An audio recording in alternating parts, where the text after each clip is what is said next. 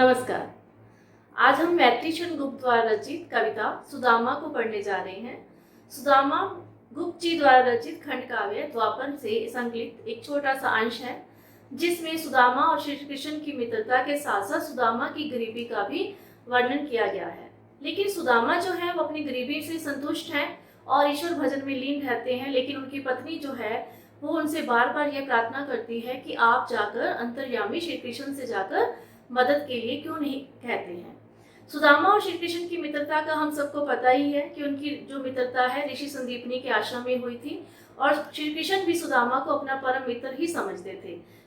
शिक्षा प्राप्ति के पश्चात जो सुदामा थे वो गांव में रहकर ही बच्चों को ज्ञान और तप की शिक्षा देने लग गए और बदले में जो उन्हें असन वसन मिलता था उसी से ही वो अपने आप मन को संतुष्ट रखते थे।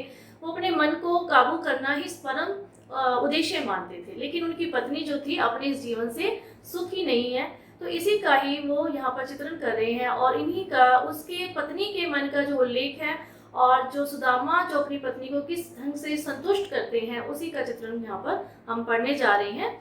प्रस्तुत अवतरण के माध्यम से जो मैत्री गुप्त जी हैं वो क्या बोलते हैं और सुदामा की पत्नी उन्हें से को कैसे अपने सुदामा अपनी पत्नी को कैसे संतुष्ट करते हैं।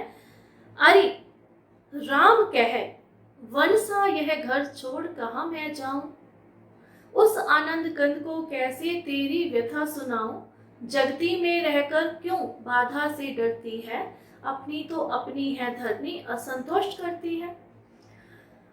इस आख्यान में सुदामा और श्री कृष्ण की मित्रता को आधार बनाकर सुदामा की दरिद्रता का जो वर्णन किया गया है और उसकी पत्नी का जो बार बार अपनी आर्थिक गरीबी का जो चित्रण किया गया है, उसी को गरीबी से मुक्त वो जो जीवन जीना चाहती है तो अपनी पत्नी को समझाते हुए इस अवतरण में सुदामा क्या कहते हैं कि हे प्रिया, जिस घर में को तुम दुखी मानती हो, जिस जीवन को तुम दुखी मानती हो, उस जीवन की कथा को मैं कैसे जाकर श्री कृष्ण से कह दूं। अरे राम कहे वन सा यह कर, कहते यह तुम कैसी बातें कर रही हो, अरे तुम राम का नाम लो, वन जैसा यह सुख घर छोड़कर मैं कहाँ और जाऊंगा, मुझे तो इस घर में ही सुख शांति की प्राप्ति होती है। उस आनंद में श्री कृष्ण के पास जाकर मैं तुम्हारे मन की कथा को कैसे कह दूं, तुम्हारी पीड़ा का वर्णन कैसे करूं, यह मेरे लिए उचित नहीं है, यह सर्वथा अनुचित है।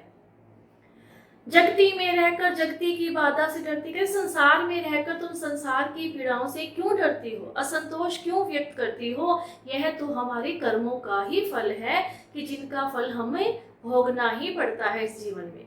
अपनी तो अपनी है धरनी, कहते जो कुछ अपना है उसी में संतोषी होना चाहिए। हम तो ब्राह्मण जाति से संबंध रखते हैं तो हमें तो इस बात को मुख्य रखना चाहिए, किसी के आगे हाथ नहीं फैलाना चाहिए। संसार की कष्टों का हमें स्वयं सामना करना चाहिए और उन कष्टों को दूर करने के लिए अपनी सहायता स्वयं करनी चाहिए। यह दुख मेरे सिर माथे है, कौन सा दुख, गरीबी रूपी दुख, यह दुख मेरे सिर माथे है, यह अभाव मन भाया, कृपा प्रभु की और मुझे जो लेने को आया। कहते इस जो मेरा जन्म हुआ है, जो संसार में मैं जिस उद्देश्य से मैं आया हूँ, जिस कुल में मेरा जन्म हुआ है, कहते ये जो दुख भी है तो भी मेरे सिर माथे है।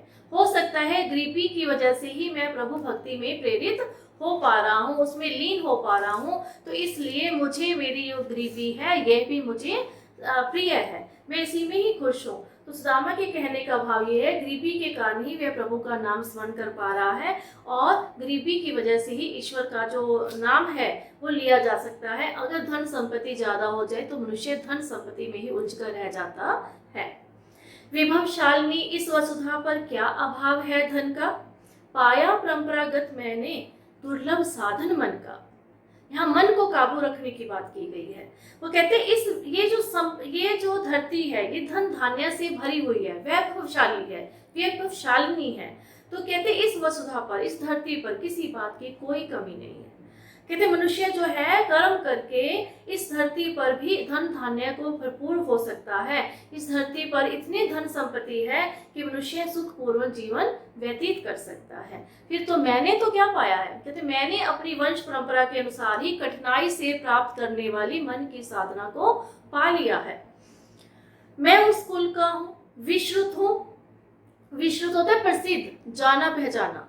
कहते मैं उस कुल का हूँ, कहते मैं ऐसे वंश में मेरा जन्म हुआ हूँ जो तपस्या के लिए पूरे संसार में प्रसिद्ध है, और मुझको न किंतु तुझको भी। कहते मुझे चलो इस बात पर गर्व ना भी हो, लेकिन क्या तुम्हें इस बात पर गर्व नहीं है कि तुम्हारा विवाह एक ऐसे व्यक्ति के साथ हुआ है जो किसके, जो तपस्या को, त्याग को सर्वोच्च मानता है, मुख रखता है। कहते क्या तुझे इस बात से कभी गर्व नहीं होता है?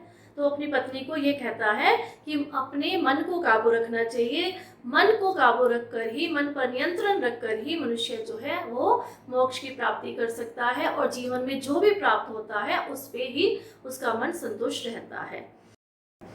फिर आगे कह रहे हैं अपने जो ब्राह्मण तब की जो आदान प्रदान की क्रिया है, या जो प्रकृति के द्वारा जो हमें हमारे जो कर्म बंटे हुए हैं उनके बारे में आगे इस अवतार में लिखते हैं।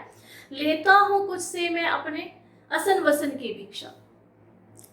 असन अर्थात मैं ब्राह्मण हूँ और मैं लोगों को ज्ञान की शिक्षा देता हूँ, लेकिन उसके बदले में जो मुझे वो अन्न और वस्त्र दे देते हैं मैं उसमें ही संतुष्ट रहता हूँ। देता हूँ मैं, क्या देता हूँ उसके बदले में? मैं धर्म और कर्म की उन्हें शिक्षा देता हूँ। है आदान प्रदान, यही तो क्या है, प्रकृति का नियम है, दोनों के लिए हितकारी है। कहते हैं आदान और प्रदान, यही तो दोनों को हितकारी, बटे हुए हैं कर्म हमारे, पड़े ना जिसमें भारी। कहते ईश्वर ने सबको अपने अपने कर्मों के हिसाब से ही यहाँ पे कार्य बांटे हुए हैं। मैं ब्राह्मण हूँ तो मैं दूसरों को ज्ञान देता हूँ, उन्हें कर्म करने की शिक्षा देता हूँ, और बदले में वो मुझे अन्न और वस्त्र देते हैं। तो ये जो है कार्य है, ये ब्राह्मण, ये जो हमारा कार्य है समाज के लिए उपयोगी है। समाज के सभी लोगों के लिए अपने अपने कर्म, अपने अपने दायित्व बंटे हुए हैं, और यदि सभी लोग अपने अपने कर्तव्यों का पालन करते रहेंगे, कोई किसी में कोई रुकावट नहीं बनेगा, तो ये समाज जो है उन्नति के शिखर पर जाएगा, और सब लोग अपने अपने कार्यों से, अपने अपने कर्मों से, अपने अपने जीवन से संतुष्ट अवश्य ही रहेंगे। तो यहाँ जो जीवन पद्धति है उसकी ओर संकेत किया गया है। तत्कालीन परिस्थितियों का भी जहाँ पे चित्रण किया गया है, किस प्रकार से ब्राह्मण जो थे लोगों को शिक्षा देते थे, दीक्षा देते थे, उन्हें कर्म करने के लिए बढ़ावा देते थे, सत्कर्म पर करने के लिए कहते थे, और जो समाज के लोग हैं बदले में उन्हें अन्न और वस्त्र दिया करते थे। देता है मिट्टी का घट ही मुझको ठंडा पानी, पर सोने का पात्र चाहती दूध रिदल की रानी। कहते जो मिट्टी का घड़ा है वो मुझे ठंडा पानी देता है, मैं इस वर्तमान जो व्यवस्था है मैं उससे संतुष्ट हूँ। कहते मुझे कोई सोने के घड़े के ठंडे पानी, क्योंकि सोने के घड़े में कभी पानी ठंडा नहीं होता है। अभी तो जितनी ज्यादा यहाँ सोने का घड़े से मतलब जितनी ज्यादा धन संपत्ति होगी, मनुष्य के मन में लालच उतना ही बढ़ता चला जाएगा, और वह कभी भी अपना जो जीवन है वो सुखपूर्वक नहीं व्यतीत कर पाएगा, क्योंकि उसे हर समय यह डर सताता रहेगा कि कहीं उसका धन संपत्ति कहीं उससे कोई ले ना जाए, छीन ना जाए। देता है मिट्टी का घट ही मुझको ठंडा पानी, पर सोने का पात्र चाहती तू दरिद्र की रानी। सोना पाकर भी क्या सुख से तू सोने पावेगी, बढ़ती हुई लालसा तुझको कहाँ ना ले जावेगी। कहते सोना पाकर भी तू सुखपूर्वक जीवन नहीं जी पाएगी, क्योंकि धन की प्राप्ति होने पर तुझे तेरे मन में लालसा जो है वो बढ़ती चली जाएगी। यहाँ मनुष्य को और भी संकेत किया है, उसको भी ये संदेश दिया है, उद्देश्य है यहाँ पर कि मनुष्य को इस प्रकार की लालसा की तरफ नहीं बढ़ना चाहिए, क्योंकि ज्यादा से ज्यादा धन प्राप्ति की इच्छा जो होती है मनुष्य के मन में लालच लेकर आती है। काम क्रोध मद मोह समय पर लोभ सदैव सभी को, कर्मों के अनुसार दे किंतु है देता दैव सभी को। कहते काम क्रोध मद मोह, कहते कि जो पांचों विकार हैं, काम मतलब वासना, मद नशा, क्रोध जो है गुस्सा जो है, मोह आसक्ति जो है, लोभ लालच, सदैव हमेशा कौन देता है? दैव, विधाता देता है। कहते काम क्रोध मद मोह लोभ जो है ये हमेशा ही हमारे मनुष्य के अंदर हमेशा विद्यमान रहते हैं, लेकिन मनुष्य को इन पांचों विकारों पर नियंत्रण रखना चाहिए, और जब हम इस पर नियंत्रण रखते हैं तो भी हम अपने जीवन को सही ढंग से जी पाते हैं, जीवन यापन कर पाते हैं। लेकिन ईश्वर जो है प्रत्येक व्यक्ति को अपने कर्मों के अनुसार ही सुख देता है, धन संपत्ति देता है, तो इसलिए मनुष्य को इन विकारों पर नियंत्रण रखते हुए प्रभु भक्ति में हमेशा लीन रहना चाहिए। तो ये था आज का हमारा पाठ, सुदामा कविता के अवतरणों की सप्रसंग व्याख्या। धन्यवाद।